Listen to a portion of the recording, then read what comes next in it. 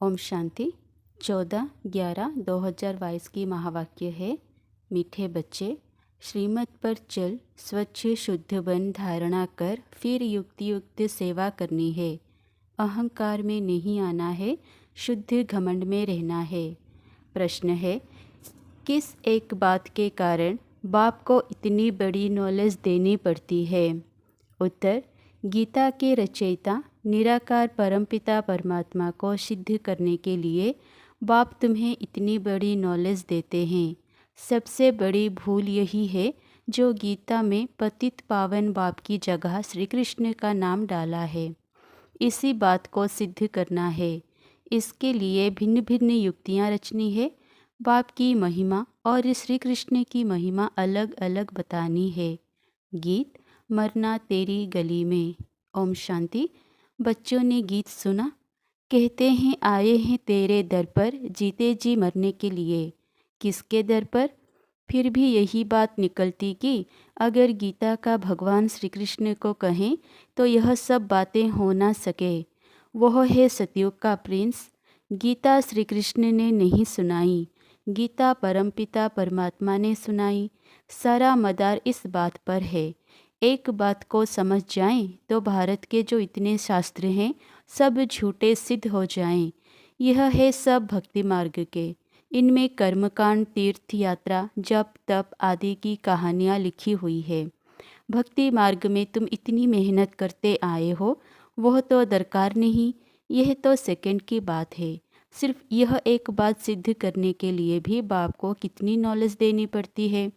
प्राचीन नॉलेज जो भगवान ने ही दी है वही नॉलेज है। सारी बात गीता पर है। परमपिता परमात्मा ने ही आकर देवी देवता धर्म की स्थापना, अर्थ, सहज राजयोग और ज्ञान सिखलाया है, जो अब प्राय लोप है। मनुष्य समझते हैं श्री कृष्ण फिर आकर गीता सुनाएगा, परंतु अब तुमको यह अच्छी तरह सिद्ध करना है कि गीता परमपिता परमात्मा ने, जो ज्ञान का सागर है, उसने सुनाई है। श्री कृष्ण की महिमा और परमपिता परमात्मा की महिमा अलग अलग है। वह है सतयुग का प्रिंस, जिसने सहज राजयोग से राज्य भाग्य पाया है। पढ़ते समय नाम रूप और है, फिर जब राज्य पाया है तब और है। पहले पतित है फिर पावन बना है, यह सिद्ध कर बताना है। पतित पावन श्री कृष्ण को कभी नहीं कहेंगे। पतित पावन है ही एक बाप। अब वही श्री कृष्ण की आत्मा जो काली अर्थात श्याम बन गई है, अब फिर से पतित पावन द्वारा राजयोग सीख भविष्य पावन दुनिया का प्रिंस बन रही है। यह सिद्ध कर समझाने में युक्तियाँ चाहिए। फॉरेनर्स को सिद्ध कर बताना है। नंबर 1 है ही गीता, सर्वशास्त्रमयी श्रीमद् भगवद गीता माता। अब माता को जन्म किसने दिया? बाप ही माता को एडप्ट करते हैं। ऐसे नहीं कहेंगे कि क्राइस्ट ने बाइबल को एडप्ट किया। क्राइस्ट ने जो शिक्षा दी उनका बाइबल बनाकर पढ़ते रहते हैं। अब गीता की शिक्षा किसने दी जो पुस्तक बनाकर पढ़ते रहते हैं? यह किसी को पता नहीं और सबके शास्त्रों का पता है। यह जो सहज राजयोग की शिक्षा है वह किसने दी, यह सिद्ध करना है। दुनिया तो दिन प्रतिदिन तमोप्रधान होती जाती है। यह सब ख्यालात स्वच्छ बुद्धि में ही बैठ सकते हैं। जो श्रीमत पर नहीं चलते उनको धारणा भी नहीं हो सकती। श्रीमत कहेगी तुम बिल्कुल समझा नहीं सकते हो। बाबा फट से कह देंगे मुख्य बात यह है कि गीता का भगवान परमपिता परमात्मा है, वही पतित पावन है। मनुष्य तो सर्वव्यापी कह देते हैं, वह ब्रह्म तत्व कह देते हैं। जो आता है वह कह देते। बिगर समझ भूल सारी गीता से निकली है। जो गीता का रचयिता श्री कृष्ण को कह दिया है तो समझाने के लिए युक्तियाँ रचनी पड़े। गुप्ता जी को भी कहते थे कि बनारस में यह सिद्ध कर समझाओ कि गीता का भगवान श्री कृष्ण नहीं। अब दिल्ली में सम्मेलन होता है। अब रिलीजियस मनुष्यों को बुला रहे हैं। क्या उपाय करें जो शांति हो जाए? अब शांति स्थापन करना इनके हाथ में तो है नहीं। कहते भी हैं पतित पावन आओ, फिर यह पतित कैसे शांति स्थापन कर सकते, जबकि बुलाते रहते हैं परंतु पतित पावन को जानते नहीं। कह देते हैं रघुपति राघव राजा राम। वो तो है नहीं, झूठा बुलावा करते हैं, जानते कुछ भी नहीं। अब यह कौन जाकर बताएं? बड़े अच्छे बच्चे चाहिए। ऐसे बहुत हैं जो अपने को बहुत ज्ञानी समझते हैं, परंतु है कुछ भी नहीं। मिसाल है चूहे को मिली हल्दी की गांठ, नंबर वार है। इसमें बड़ी युक्ति चाहिए जिससे सिद्ध हो जाए गीता भगवान ने रची है। वह कह देते कोई भी हो, है तो सब भगवान।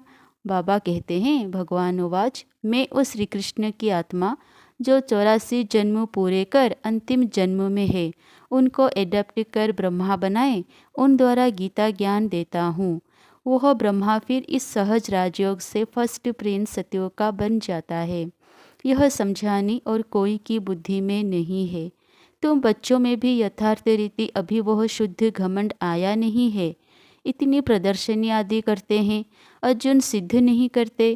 पहले यह भूल सिद्ध कर बतानी है कि श्रीमद् भगवत गीता है सब शास्त्रों की माई बाप। उसका रचयिता कौन था? जैसे क्राइस्ट ने बाइबल को जन्म दिया, वह है क्रिश्चियन धर्म का शास्त्र। अच्छा, बाइबल का बाप कौन? क्राइस्ट।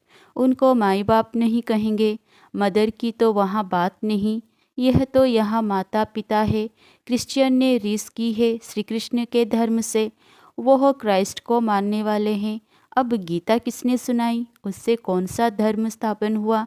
यह कोई नहीं जानते। कभी नहीं कहते कि पतित पावन परमपिता परमात्मा ने यज्ञ रचा। गोले के चित्र से समझ सकेंगे कि बरोबर परमपिता परमात्मा ने ज्ञान दिया है। राधे कृष्ण तो सतयुग में बैठे हैं, उन्होंने अपने को ज्ञान नहीं दिया। ज्ञान देने वाला दूसरा चाहिए, कोई ने तो उसको पास कराया होगा ना। यह राजाई प्राप्त करने का ज्ञान किसने दिया? किस्मत आपे ही तो नहीं बनती, किस्मत बनाने वाला बाप या टीचर होता है। गुरु तो गति देते, परंतु गति सद्गति का भी कोई अर्थ नहीं समझते। सद्गति प्रवृत्ति मार्ग वालों की होती है। गति माना सब बाप के पास जाते हैं, यह बातें कोई समझते नहीं है। वह तो भक्ति के बड़े बड़े दुकान खोल बैठे हैं, सच्चे ज्ञान का एक भी दुकान नहीं, सब हैं भक्ति के। बाप कहते हैं यह वेद शास्त्र आदि सब भक्ति मार्ग की सामग्री है। यह जप तप आदि करने से मैं नहीं मिलता हूँ, मैं तो बच्चों को ज्ञान देकर पावन बनाता हूँ। सारे सृष्टि की सद्गति करता हूँ। वाया गति में जाकर सद्गति में आना है। सब तो सतयुग में नहीं आएंगे, यह ड्रामा बना हुआ है। जो कल्प पहले तुमको सिखाया था, जो चित्र बनाए थे, अब वो भी बनवा रहे हैं। यह जो बड़ी भूल है वह सिद्ध हो जाए, फिर युक्ति से चित्र बनाएंगे। कहते हैं 3 धर्मों की टांगों पर सृष्टि खड़ी है। एक देवता धर्म की टांग टूटी हुई है, इसलिए हिलती रहती है। पहले एक टांग पर सृष्टि बड़ी फर्स्ट क्लास रहती। एक ही धर्म था जिसको अद्वैत राज्य कहा जाता है। फिर वह एक टांग गुम हो 3 टांगें निकली है, जिसमें कुछ भी ताकत नहीं रहती। आपस में ही लड़ाई झगड़ा चलता रहता है। धनी को जानते ही नहीं, निधन के बन पड़े हैं। समझाने की बड़ी युक्ति चाहिए। प्रदर्शनी में भी मुख्य यह बात समझानी है कि गीता का भगवान श्री कृष्ण नहीं, परमपिता परमात्मा है, जिसका बर्थ प्लेस भारत है। श्री कृष्ण है साकार, वह है निराकार, उनकी महिमा अलग है। ऐसे युक्ति से कार्टून बनाना चाहिए जो सिद्ध हो जाए कि गीता परमात्मा ने गाई और श्री कृष्ण को ऐसा बनाया। कहते हैं ब्रह्मा का दिन ज्ञान और ब्रह्मा की रात भक्ति। अभी है रात। सतयुग स्थापन करने वाला कौन? ब्रह्मा आया कहाँ से? सूक्ष्म वतन में भी कहाँ से आया? प्रजापिता ब्रह्मा को परमात्मा एडप्ट करते हैं। परमपिता परमात्मा ही पहले पहले सूक्ष्म सृष्टि रचते हैं। वहाँ ब्रह्मा दिखाते हैं, वहाँ प्रजापिता होता नहीं। प्रजापिता ब्रह्मा कहाँ से आया? यह बातें कोई समझ ना सके। श्री कृष्ण के अंतिम जन्म में इनको परमपिता परमात्मा ने अपना रथ बनाया है। यह किसकी बुद्धि में नहीं है। यह बड़ा भारी क्लास है। टीचर जानते हैं यह स्टूडेंट कौन सा है, तो क्या बाप नहीं समझते होंगे? यह बेहद के बाप का बेहद का क्लास है। यहाँ की बात ही निराली है। शास्त्रों में प्रलय दिखाकर रोला कर दिया है। तुम जानते हो, श्री कृष्ण ने गीता नहीं सुनाई। उसने तो गीता का ज्ञान सुनकर राज्य पद पाया है। तुमको सिद्ध कर बताना है, गीता का भगवान निराकार शिव है। उनके गुण यह है। इस भूल के कारण ही भारत कोड़ी जैसा बना है। अभी परमपिता परमात्मा ने ज्ञान का कलश माताओं पर रखा है। माताएं ही स्वर्ग का द्वार खोलती हैं। यह सब बातें नोट कर समझानी चाहिए। भक्ति वास्तव में गृहस्थियों के लिए है। ये है प्रवृत्ति मार्ग का सहज राजयोग। हम सिद्ध कर समझाने के लिए आए हैं। बच्चों को युक्ति युक्त काम करना है। बच्चों को ही बाप का शो करना है। सदैव हर्षित मुख, अचल, स्थैर्य, मस्त रहना है। आगे चलकर ऐसे बच्चे निकलते ज़रूर हैं। ब्रह्मा कुमार कुमारी वो हो जो 21 जन्म के लिए बाप से वर्षा दिलाए। कुमारियों की महिमा भारी है। मुख्य मम्मा है, वह ज्ञान सूर्य है। यह है गुप्त मम्मा ब्रह्मा। इस राज को मुश्किल ही कोई समझते हैं। मंदिर भी उस मम्मा के हैं। इस गुप्त बूढ़ी मम्मा का कोई मंदिर नहीं। यह माता पिता कंबाइंड है। श्री कृष्ण तो सतयुग का प्रिंस है। गीता के भगवान की महिमा अलग है। वह पतित पावन लिबरेटर गाइड है। तो परमात्मा की महिमा बिल्कुल अलग है। एक कैसे हो सकते? मुख्य बात ही यह है कि गीता किसने सुनाई? वेद शास्त्र आदि सब गीता के बाल बच्चे हैं और सब भक्ति की सामग्री है। ज्ञान मार्ग में कुछ होता नहीं। अच्छा, मीठे मीठे सिकिलधे बच्चों प्रति माता पिता बाप दादा का याद प्यार और गुड मॉर्निंग। रूहानी बाप की रूहानी बच्चों को नमस्ते। धारणा के लिए मुख्य सार। 1 नंबर, हर काम बहुत युक्ति युक्त करना है।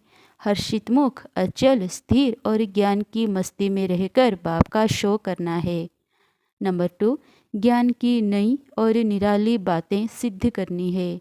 वरदान, शांति की शक्ति द्वारा असंभव को संभव करने वाले योगी तो आत्मा भव। शांति की शक्ति सर्वश्रेष्ठ शक्ति है और ये सभी शक्तियाँ इसी एक शक्ति से निकली हैं। साइंस की शक्ति भी इसी शांति की शक्ति से निकली है। शांति की शक्ति द्वारा असंभव को भी संभव कर सकते हो। जिसे दुनिया वाले असंभव कहते, वह आप योगी तो आत्मा बच्चों के लिए सहज संभव है। वह कहेंगे परमात्मा तो बहुत ऊंचा, हजारों सूर्यों से तेजोमय है, लेकिन आप अपने अनुभव से कहते हमने तो उसे पा लिया। शांति की शक्ति से स्नेह के सागर में समा गए। स्लोगन, निमित्त बन निर्माण का कार्य करने वाले ही सच्चे सेवाधारी हैं।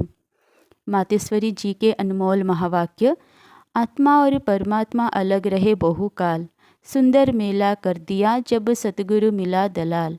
जब अपन यह शब्द कहते हैं तो उसका यथार्थ अर्थ है कि आत्मा परमात्मा से बहुत काल से बिछड़ गई है। बहुत काल का अर्थ है बहुत समय से आत्मा परमात्मा से बिछड़ गई है।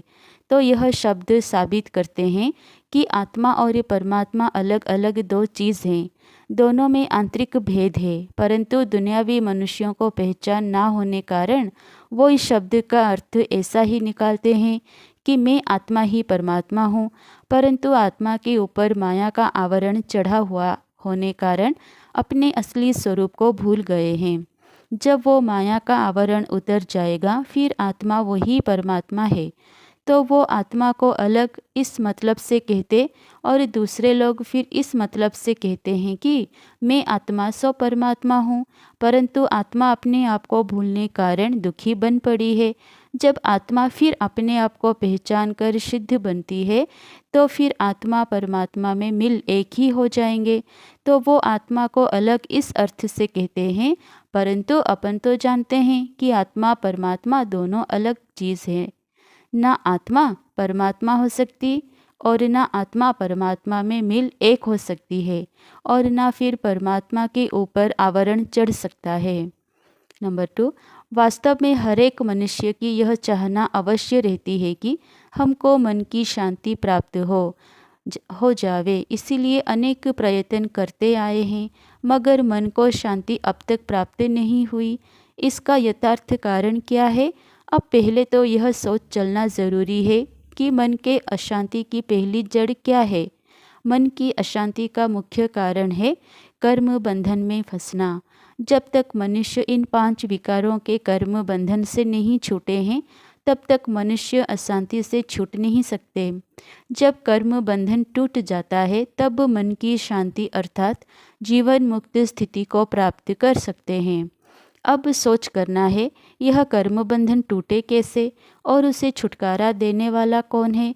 यह तो हम जानते हैं, कोई भी मनुष्य आत्मा किसी भी मनुष्य आत्मा को छुटकारा दे नहीं सकती। यह कर्म बंधन का हिसाब किताब तोड़ने वाला सिर्फ एक परमात्मा है। वही आकर इस ज्ञान योग बल से कर्म बंधन से छुड़ाते हैं। इसीलिए ही परमात्मा को सुखदाता कहा जाता है। जब तक पहले यह ज्ञान नहीं है कि मैं आत्मा हूँ, असल में मैं किसकी संतान हूँ, मेरा असली गुण क्या है, जब यह बुद्धि में आ जाए तब ही कर्म बंधन टूटे। अब यह नॉलेज हमें परमात्मा द्वारा ही प्राप्त होती है। गोया परमात्मा द्वारा ही कर्म बंधन टूटते हैं। अच्छा, ओम शांति।